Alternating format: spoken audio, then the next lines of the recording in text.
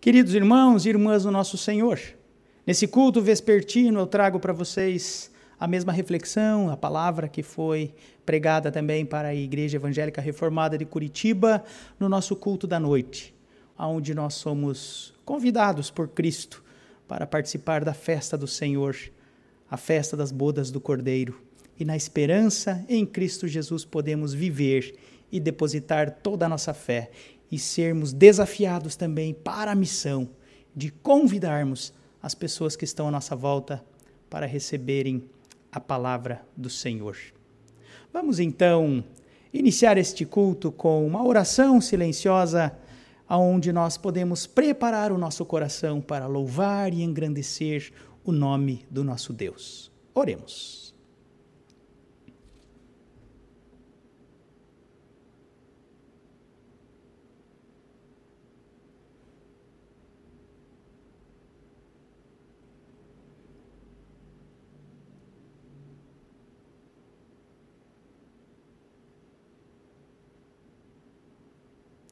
E que também neste dia o nosso socorro está no nome do Senhor, que fez o céu e a terra, e que é fiel de geração em geração. Amém. Graça e paz a todos vocês, meus irmãos e minhas irmãs, vindas de Deus, o nosso Pai, o Criador, de Jesus Cristo, seu unigênito Filho, nosso Senhor e Salvador, na comunhão com o Espírito Santo. Amém. Vamos todos juntos ainda cantar o hino 295, que fala de Cristo, que é o nosso Salvador bendito. Cantemos ao Senhor.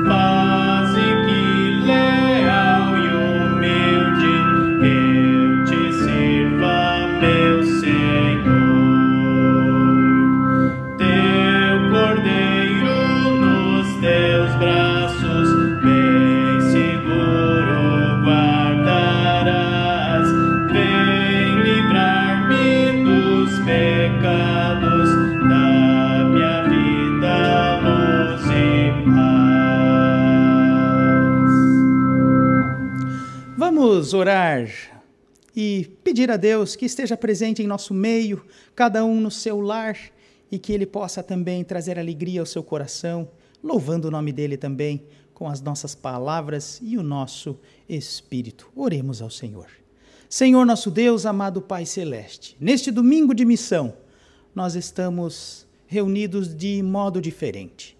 Não estamos presencialmente numa igreja, num templo construído de pedras, mas estamos reunidos no templo espiritual, onde como pedras vivas em nossos lares podemos louvar o Teu nome. Pedimos ao Senhor ser presente em cada um destes lares que hoje nos acompanham neste culto, que possamos ouvir a Tua palavra, a palavra que é pregada distante possa chegar aos corações perto, e possa encontrar nos corações de cada um terreno fértil, onde venha germinar, produzir, florescer e frutificar. Que neste domingo de missão nós também possamos ser mais uma vez desafiados a apoiar a obra do Senhor, que é levar o nome de Cristo, da esperança do nosso Senhor Jesus para toda a criatura. Onde houver pessoas que ainda não conhecem a Cristo, que possa haver uma palavra que ali pregue, lábios que levem o nome do Senhor adiante.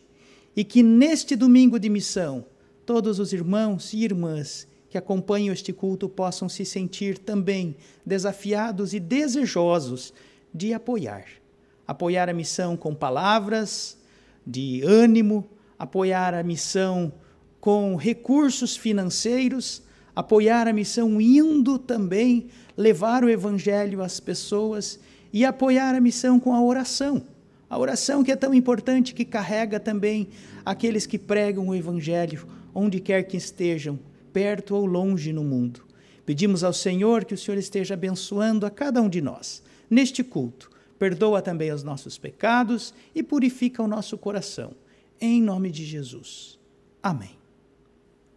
Vamos ter ainda uma leitura bíblica que faz parte da reflexão de hoje, que está no profeta Isaías, capítulo 25, os versos 6 até o verso de número 9, onde a palavra do profeta Isaías diz assim: No monte Sião, o Senhor Todo-Poderoso vai dar um banquete para todos os povos do mundo.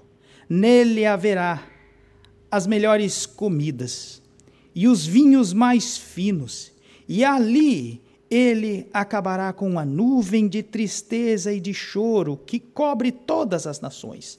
O Senhor Deus acabará para sempre com a morte. Ele enxugará as lágrimas dos olhos de todos e fará desaparecer do mundo inteiro a vergonha que o seu povo está passando. O Senhor falou, naquele dia, todos dirão, Ele é o nosso Deus.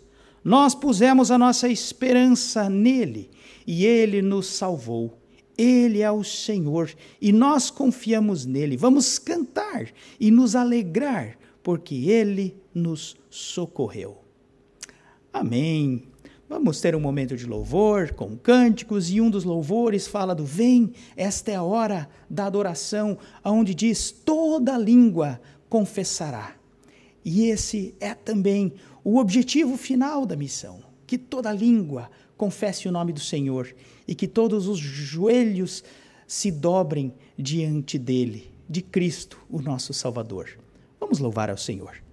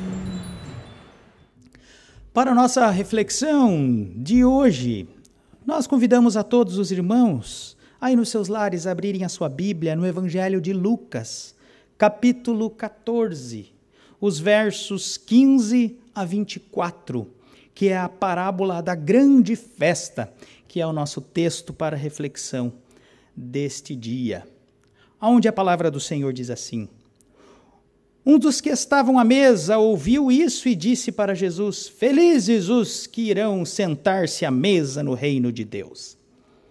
Então Jesus lhe disse: certo homem convidou muita gente para uma festa que queria dar. Quando chegou a hora, mandou o seu empregado dizer aos convidados: venham, tudo está pronto. Mas eles, um por um, começaram a dar desculpas. O primeiro disse ao empregado: comprei um sítio e tenho de dar uma olhada nele. Peço que me desculpe. Outro disse: comprei 5 juntas de bois e preciso ver se trabalham bem. Peço que me desculpe. O outro disse: acabei de me casar e por isso não posso ir. O empregado voltou e contou tudo ao patrão. Ele ficou com muita raiva e disse: vá depressa pelas ruas e pelos becos da cidade e traga os pobres, os aleijados, os cegos e os coxos. Mais tarde o empregado disse: patrão, já fiz o que o senhor mandou, mas ainda está sobrando lugar. Aí o patrão respondeu: então vá pela estrada e pelos caminhos e obrigue os que você encontrar ali a virem, a fim de que a minha casa fique cheia, pois eu afirmo a vocês que nenhum dos que foram convidados provará o meu jantar. E bendito todo aquele que ouve a palavra do Senhor e aguarda no seu coração.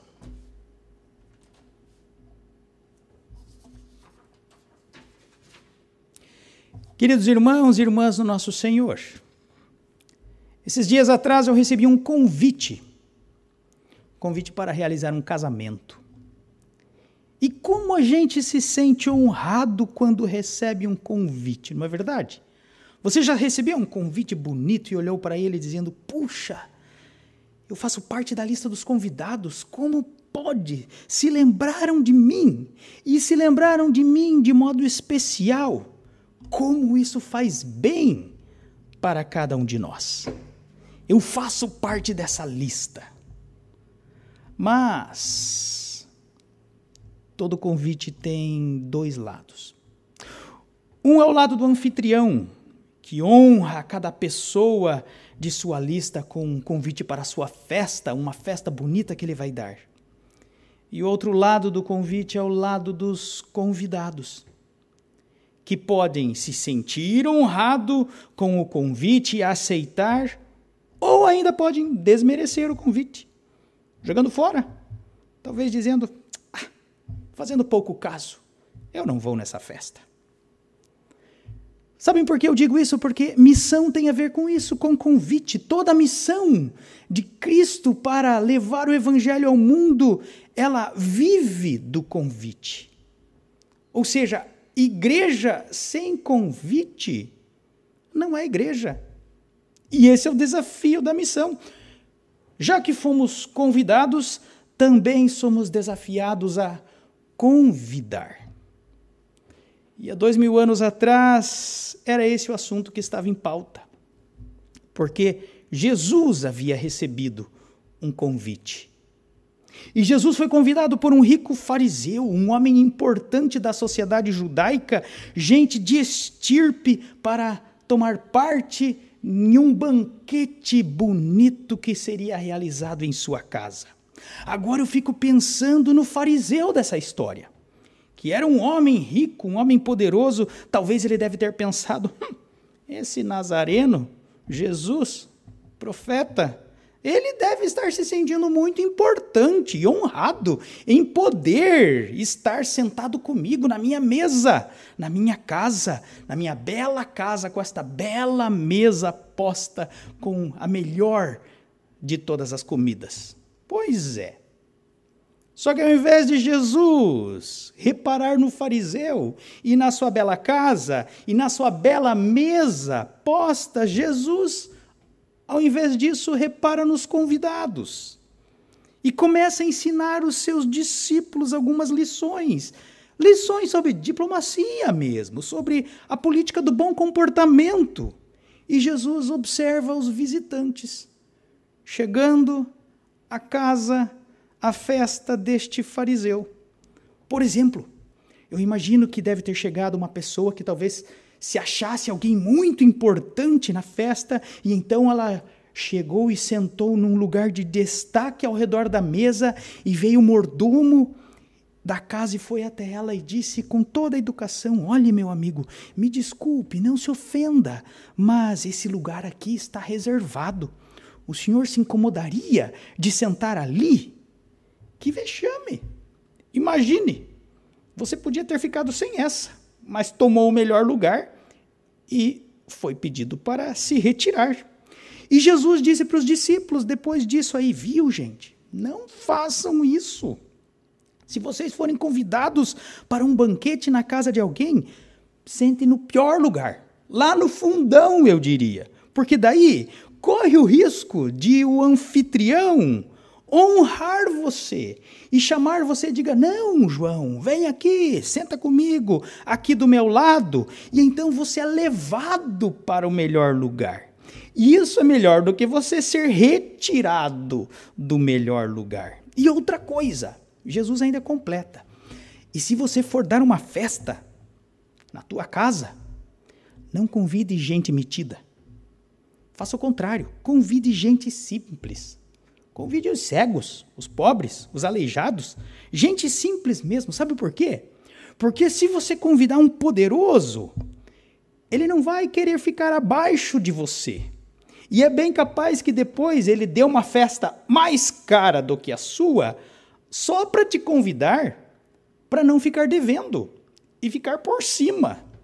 Mas os pobres não, disse Jesus para os discípulos. Em outras palavras, eles vão ficar tão agradecidos pelo convite que receberam de você, que eles vão sair gabando você para toda a cidade.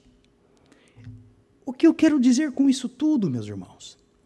Você consegue enxergar o ponto central dessa história que acontece antes da parábola da festa? Jesus, até ali, ele não estava filosofando, teologizando, Jesus não estava nem falando de missão ou espiritualizando o assunto de quem é convidado e tudo mais. Jesus apenas estava falando sobre a realidade da vida. Ou seja, a vida como ela é. Você às vezes é honrado e às vezes você honra. Honrar e ser honrado. E vamos ser sinceros. Como a gente gosta de ser honrado. Não é verdade? Quando você recebe aquele convite especial de uma pessoa importante para uma grande festa, eventualmente uma festa que é um evento político, social, onde vai talvez até sair no jornal. Imagine se você fosse convidado para uma festa assim, onde vai ter fotos, onde vai ter mídia, e no final, de repente, quando todo mundo já está sentado para iniciar aquele banquete, inesperadamente o dono da festa, que é uma pessoa importantíssima na cidade, ele se levanta, bate na taça de cristal e ele diz: gente, preste atenção, eu quero chamar aqui, perto de mim, o pastor João. Pastor João? Eu? Eu nem imagino isso. E então, ele chama o pastor João e diz: vem aqui, pastor João, aqui do meu lado. O senhor aqui vai falar algumas palavras agora. E eu vou te apresentar, pastor João, aqui, ó. Esse é o governador, esse é um prefeito, aquele é um deputado, aquele é um chefe de uma empresa tal. E ele ainda diz: viu, gente? Esse aqui, ó, o pastor João, é o pastor da minha igreja. O meu pastor. O pastor da igreja evangélica reformada. E você diz: não, nem tanto, não é para tanto assim também. Mas no fundo, meus irmãos, você não fala, mas pensa. O teu coração e o teu peito até se estufa, de tanto que você se sente honrado com aquele reconhecimento e com aquele convite. Mas agora pensa do outro lado. E se esse pastor João, que foi convidado lá para uma festa daquele homem rico e poderoso, agora de repente recebe um convite daquele primo pobre? Sabe o primo pobre? Lá do interior, do meio do matão. Lá onde não tem internet, lá onde não tem nem luz elétrica. Mas é aquele matão. E ao invés do banquete que você comeu ali atrás, sabe o que você vai ter? Vai ter aquele franguinho mirrado, magrelo, que está correndo no terreiro e que teu primo mata na hora. E faz um guisadinho para você comer. E é gente simples, gente mal educada. Você conhece muito bem o que vai acontecer ali. E no final você sabe ainda, olha gente, no final dessas festas, na casa do meu primo, ainda termina em briga. Porque tem um primo, um parente tal, que briga com outro, que nunca se vê, e já estão meio de cara fechada um para o outro, e a gente termina uma festa no meio da briga. Não sei. Sabe por quê? Porque daí você pega o convite do primo, e você olha para ele, e você se pergunta: será que vale a pena ir na festa do primo? Lá naquele interiorzão, me deslocar aqui da cidade de Curitiba, da capital onde eu moro, no meio da metrópole, para ir no interiorzão, lá no meio do mato, que nem luz elétrica tem. E pior, eu sei como a festa vai terminar. Em briga. E com um frango magrinho, que talvez nem dê para todo mundo. É mais ou menos esse o contexto do que Jesus fala logo em seguida, no começo dessa festa. Jesus está sentado no meio de gente gente fina. E voltando para o nosso texto, logo que Jesus termina de falar com os seus discípulos sobre esse negócio de desonra e de honra, de você se sentir honrado, você ser honrado, de repente Jesus, que não tinha espiritualizado nada até ali, quando ele menos espera, uma pessoa que ouve ele falando se levanta, eu imagino eu até que levanta a taça e diz: então, felizes são os que irão sentar à mesa do reino de Deus. E essa pessoa que a gente não sabe quem é, fala bonito. E eu digo, é uma frase digna de aplauso. Sabem por quê? Porque esse convidado que faz esse brinde, felizes aqueles que vão sentar à mesa do reino de Deus, ele cita justamente o texto do profeta Isaías, no capítulo 25 que nós lemos, que, aliás, é uma profecia muito conhecida, principalmente dentro da cultura judaica, porque os judeus no tempo de Cristo e até hoje esperavam o cumprimento desta profecia. Assim como nós hoje esperamos a volta de Jesus. Ou seja, você não poderia ser um judeu, chamado judeu, tradicionalmente judeu, se você não conhecesse a profecia de Isaías 25, que era parecida com o nosso Salmo 23 de hoje em dia. Porque todo israelita no tempo de Cristo ansiava pelo dia em que todo Israel se sentaria na presença de Deus, ao redor da mesa do Senhor, com as melhores comidas, como diz a profecia de Isaías, e com o melhor vinho, e todos ao redor do mundo inteiro iriam presenciar o cumprimento desta profecia. Só que tinha um problema. Essa profecia começa assim, do jeito que está aqui nesse texto. Felizes aqueles que vão sentar ao redor da mesa do reino de Deus. Mas, sabem como ela termina? Termina que todos os povos do mundo sentarão ao redor dela também. E os judeus não simpatizavam muito com esta segunda parte. Porque a segunda parte diz: o banquete não é só para mim, mas o banquete também é para aqueles que estão lá do lado de fora e que ainda não tomaram parte nesta mesa. E aí já não dá para aguentar, porque os israelitas não aceitavam isso. Porque afinal, o banquete é meu, a mesa é minha, e afinal a festa é para mim, e na minha lista de convidados não está o mundo inteiro. Aliás, gente, vamos ser sinceros, quando existe uma festa de casamento, existe inclusive uma pessoa que é contratada exclusivamente para fazer a lista das pessoas que vão sentar ao redor de uma mesa. É o mestre de cerimônias. Ou seja, para que as pessoas se combinem, aquelas que estão ali. E agora, eu tenho que ouvir que o banquete do reino de Deus é para todo mundo. Não. Israel dizia, e principalmente os fariseus falavam, o banquete é para Israel. E nós já estamos cansados de ser humilhados.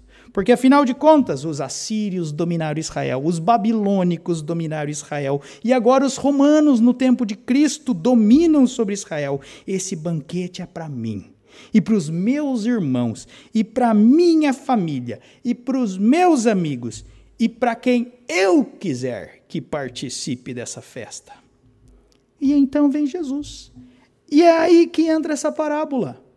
Porque Jesus vem para corrigir este erro de Israel, de achar que a festa do Senhor é apenas para eles.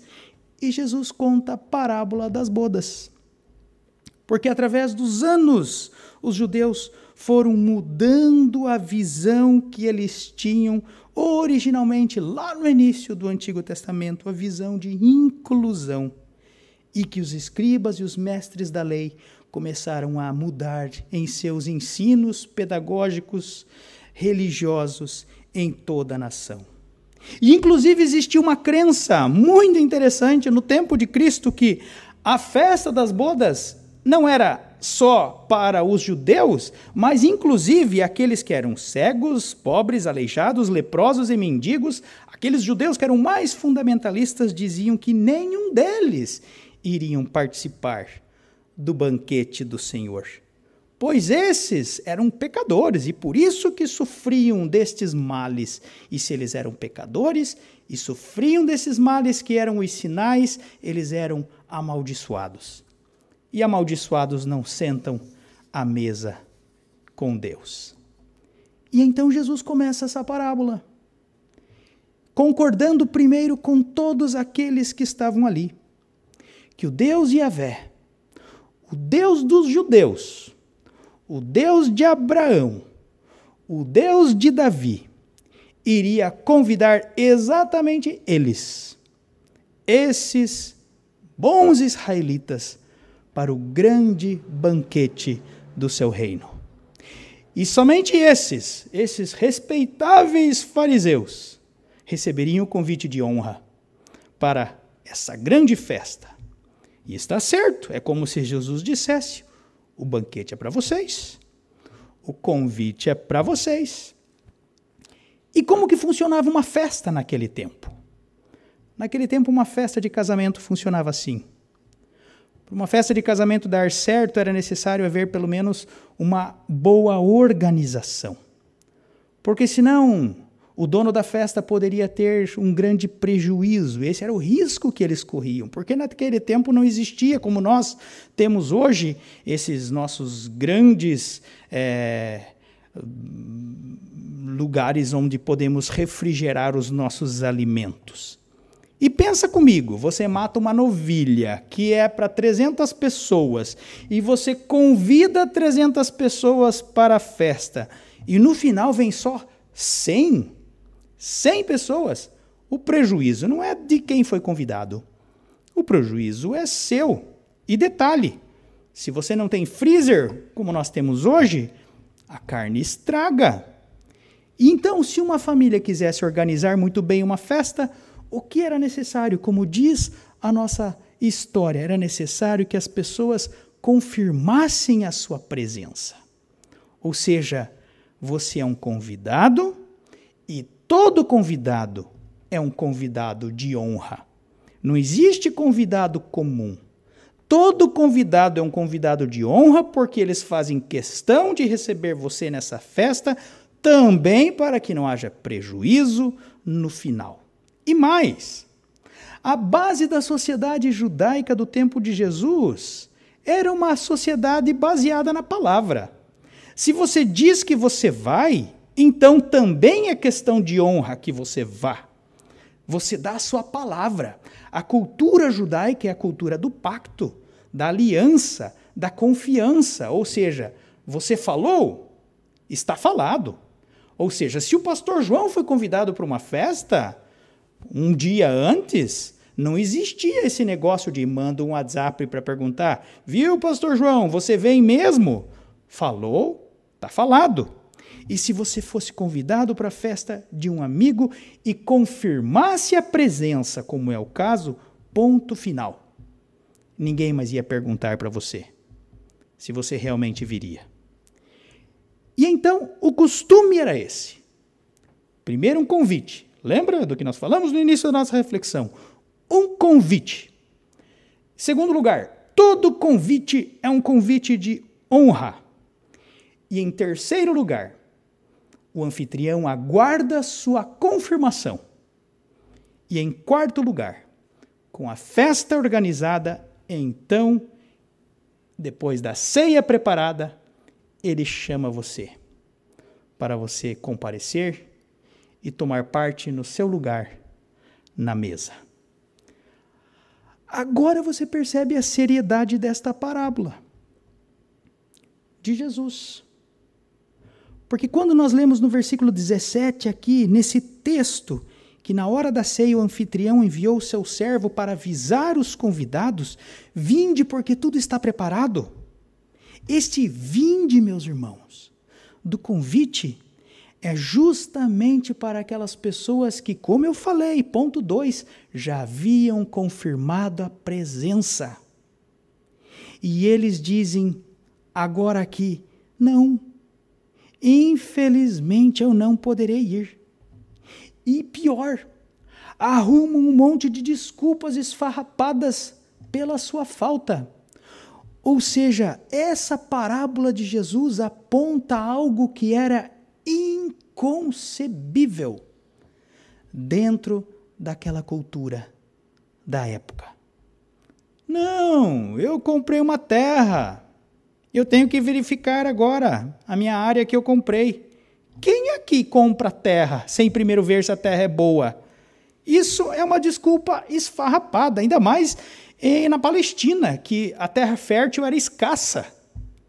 Ah, eu não vou poder ir, porque eu comprei uma junta de bois. Eu preciso ver se os bois trabalham bem. Quem aqui já ouviu a parábola das 10 virgens? As festas, as bodas aconteciam no final do dia.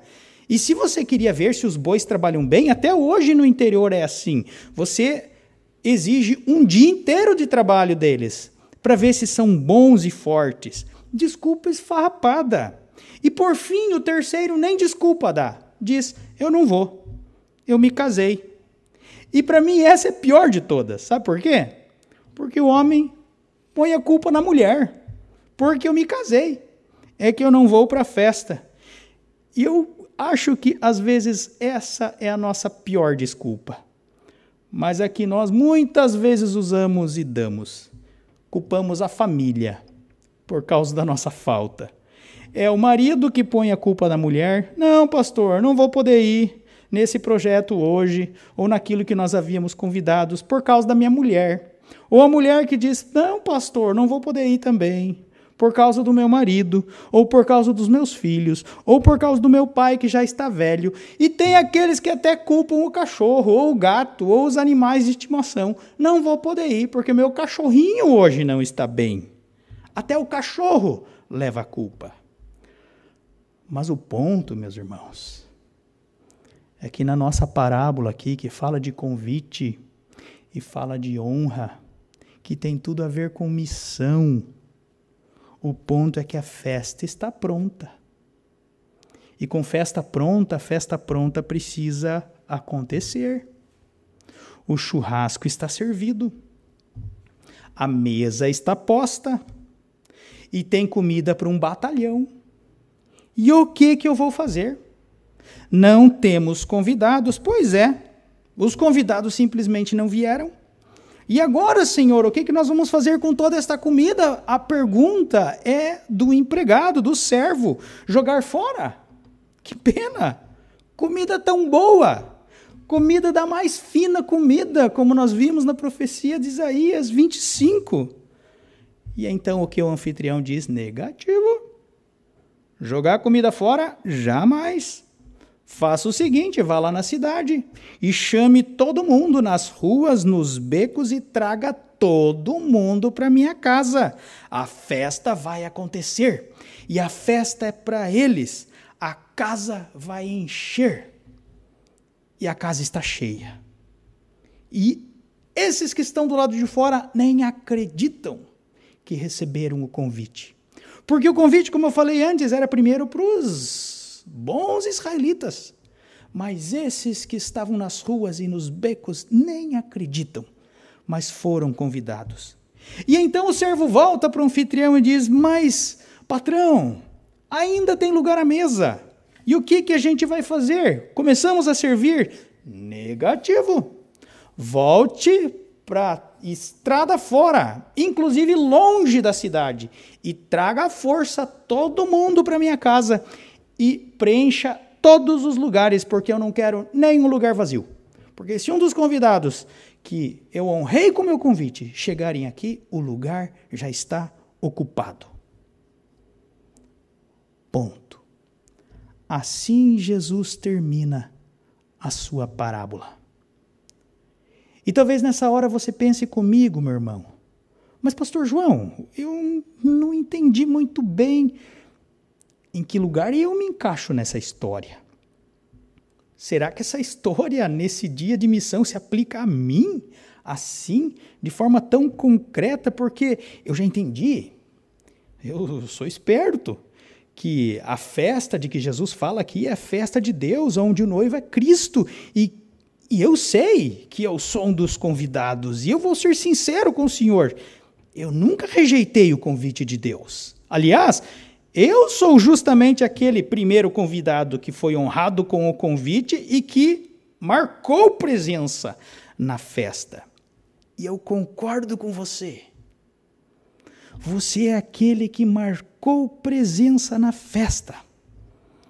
Mas, por outro lado, meu irmão, tem muita gente lá fora que talvez passe anos a fio em sua vida pensando que não é digno de participar dessa festa do Senhor. Gente que, como nós falamos hoje, neste tempo de pandemia, que não sabem mais onde depositar a sua esperança. E eu digo mais, gente que talvez já perdeu a esperança. Ou talvez pessoas que já, inclusive, cruzaram em muitas igrejas, na capital, em Curitiba, na região metropolitana ao redor, em Tibagi, no interior, no Brasil afora, gente que talvez já passou, inclusive por outros bancos de igreja, mas foram desiludidos com promessas vazias de seus líderes religiosos. Ou talvez gente que se sente excluída da festa, por não se sentir tão digno assim, tão bom o suficiente assim, ou que não tenha tanta fé forte como você tem assim, mas que se sentiria profundamente honrada com o convite do Senhor.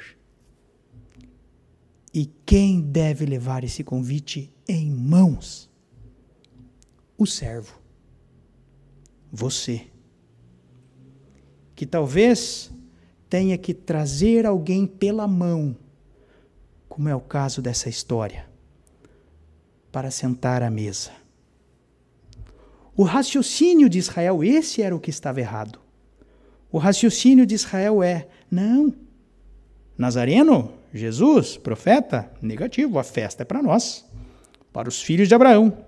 E então vem Cristo mostrando o outro lado da moeda. Não, meu filho, o meu raciocínio é outro. E essa festa é minha. E a minha festa é para todos. Eu não excluí ninguém. É para você que está aqui dentro, mas também para aqueles que estão lá fora. Para terminar a nossa reflexão, certa vez um fazendeiro soube que a sua filhinha de 3 anos de idade havia se perdido no meio de uma plantação de trigo. Uma pequenininha, 3 aninhos, perdida no meio de uma plantação de trigo. Sua cabecinha estava abaixo, inclusive dos pés e dos grãos. E então ele chamou todos os seus amigos, os seus vizinhos, e iniciaram uma busca por toda aquela lavoura, por aquele campo, chamando, gritando, abrindo trigo ao meio para olhar embaixo e ver se encontravam a menininha. Tentaram de tudo, mas não encontraram. E já era o fim do dia. E aquele fazendeiro estava aflito, quando então, desesperado, ele chamou o delegado da cidade para ajudar. Última coisa que ele pensou naquela hora. E então o delegado veio e convocou todos os homens, mulheres e crianças do vilarejo, que prontamente se dispuseram em ajudar. E então todos se deram as mãos, formando uma gigantesca corrente de mãos dadas, e começaram a entrar na lavoura, numa grande fileira, caminhando juntos, praticamente como se fosse uma grande rede, varrendo aquele trigal. E em 1h30, eles encontraram a menininha, deitadinha no chão, desmaiada, no meio do trigo, com hipotermia e toda desidratada. Rapidamente, ela foi socorrida pelo pai, que levou-a para o hospital desesperado, e então ela foi medicada. E graças a Deus, ela foi salva. Salva. E quando o médico veio então, paciente, conversar com aquele pai, ele disse: se vocês tivessem demorado mais 1 hora, a pequena filhinha de vocês provavelmente não estaria mais com vida. E então o fazendeiro levantou as mãos para o céu e exclamou: graças a Deus que nós nos demos as mãos a tempo. Que palavras lindas! Graças a Deus que nos demos as mãos a tempo. Que esse seja o nosso desafio nesse 2021, meus irmãos. Um desafio missionário. Um ano tão difícil em meio a uma pandemia global que está assolando inclusive o nosso país. Mas também um ano tão desafiador como igreja, com tantas pessoas morrendo, e morrendo sem salvação, morrendo não apenas fisicamente, mas espiritualmente também. Tantas pessoas sem esperança que não conseguem mais enxergar ao seu redor uma palavra em que possam se agarrar. Que eu e você, que todos nós, juntos, que os irmãos e irmãs da Igreja de Cristo, em Tibagi, em Curitiba, em Campo Magro e ao redor do mundo, e na Espanha e no globo, possamos ser esta corrente de mãos enfileiradas que juntas procuram, encontram e trazem para a festa do Senhor as ovelhas perdidas no meio deste trigal deste mundo. O tema da missão: abençoados para abençoar. Se você já foi abençoado por Deus com o convite de Jesus e já o aceitou, que você abençoe também e convide os outros para que tomem parte na mesa do seu Filho Jesus, o noivo, que um dia voltará para levar a sua noiva, a noiva de Cristo, para a eternidade do seu reino. Amém. Vamos orar mais uma vez. Querido Deus, Pai que está no céu, estamos na Tua presença neste dia louvando o Teu nome. Nós, como Igreja Evangélica Reformada em Tibagi, que também tem tantos desafios missionários. Desafios esses que envolvem não apenas o auxílio, o apoio financeiro, mas desafios que envolvem o corpo a corpo. Nós sairmos para as ruas para levar o nome de Cristo àqueles que estão do lado de fora, desesperançosos, como no caso da parábola que Jesus contou.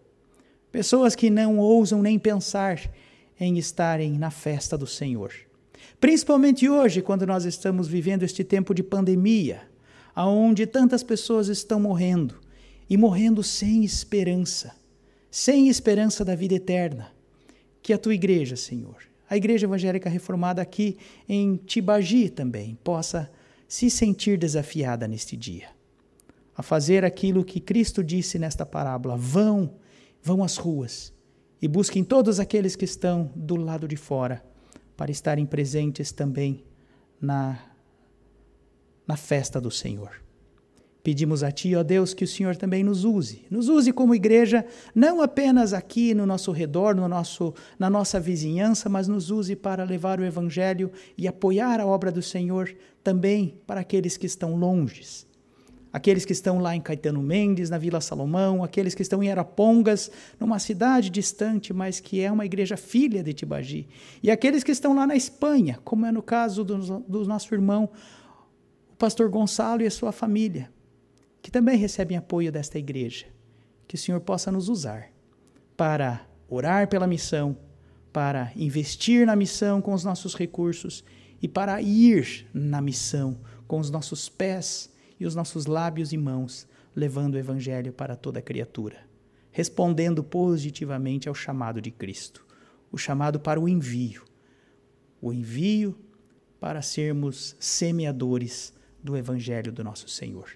Abençoe-nos nesse dia e também abençoe-nos nesta semana que se inicia, e que neste tempo de pandemia sejamos consolados e confortados por Ti, e que levemos também a paz e o conforto para as pessoas que estão à nossa volta, em Jesus Cristo, que é a resposta para todas as nossas perguntas. Em nome de Jesus é que te oramos. Amém. Vamos cantar, concluindo então este culto, o hino de número 2, que fala Conta-me a história de Cristo, e que é um hino que fala do convite também, de convites que são entregues para todos aqueles que estão ao nosso redor, para também chegarem-se perto de Cristo, entregando seus corações a Ele, para receberem a sua eterna salvação. Cantemos ao Senhor.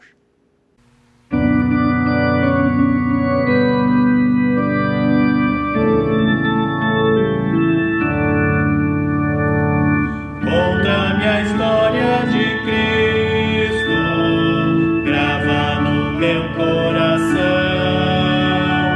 Conta-me a história inaudita, de graça, paz e perdão. Conta como Ele encarnado veio no mundo morar, aos pecadores indignos de Deus o amor revelar, aos pecadores indignos de Deus o amor revelar. Conta como Ele bondoso nunca ninguém rejeitou, como de mãos estendidas todos assim combinou, como o Senhor jamais pode se for rejeitar, se convencido e contrito o seu convite aceitar, se convencido e contrito o seu convite aceitar. Conta-me as duras afrontas que mansamente sofreu, como na cruz levantado Ele por ímpios morreu. Dá-me o viver na certeza de que foi mesmo por mim, pois seu amor inefável não tem mudança nem fim, pois seu amor inefável não tem mudança nem fim.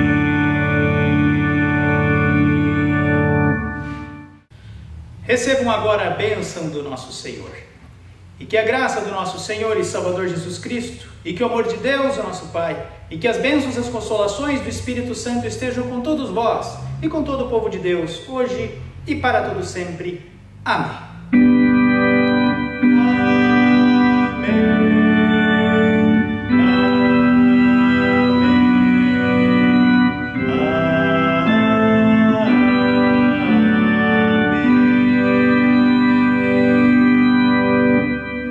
Você que está na sua casa, cumprimente o seu irmão, a sua irmã, com a paz do nosso Senhor Jesus Cristo.